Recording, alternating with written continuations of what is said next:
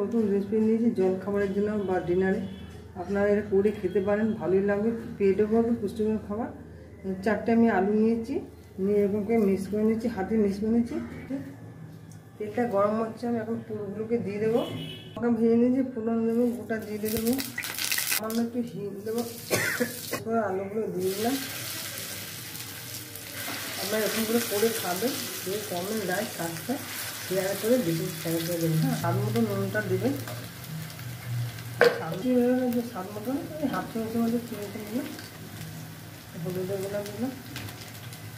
শুকনো লঙ্কা ভেজেছিলাম ওরকম করে দিচ্ছি।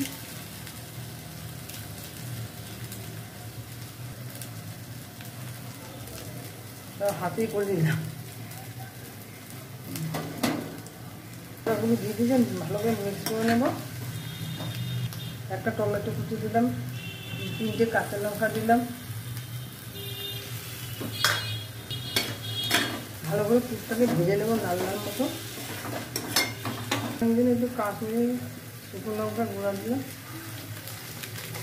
এই ছোটো চামচে হাফ চামচে চাট মশলা দিলাম। বেশ খাট্টা নিতে হবে, টেস্টি হবে খেতে। পুরটাকে ভেজে নেব।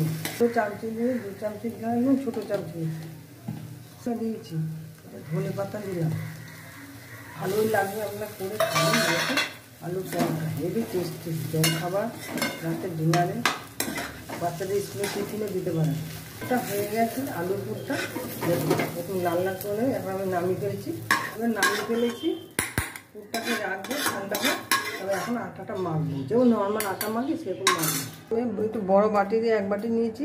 স্বাদ মতো আপনারা নুনটা দেবেন,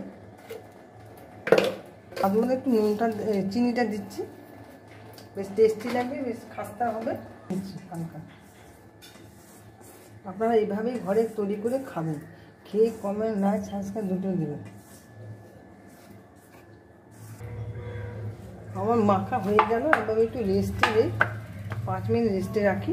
রেস্ট করে থাকবে এবং দেখুন খুব শক্ত না, আমরা রেস্টে রেখে দিচ্ছি। আমি এরকম করে নিয়েছি দেখুন। আপনার যেরকম করবে এরকম করে নেবেন। এই যে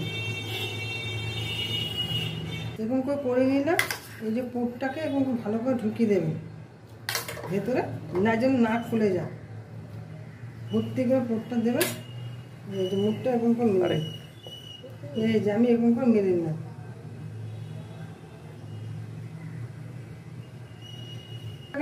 করে বেলে নেবো। রুটি হয়ে গেছে দেখুন, আমি এখন ভেজে নিচ্ছি তেল দিয়ে। হয়ে গেছে আলু পরোটা। আপনারা এরকম করে খাবেন, খেয়ে কমেন্ট সাবস্ক্রাইব। ধন্যবাদ।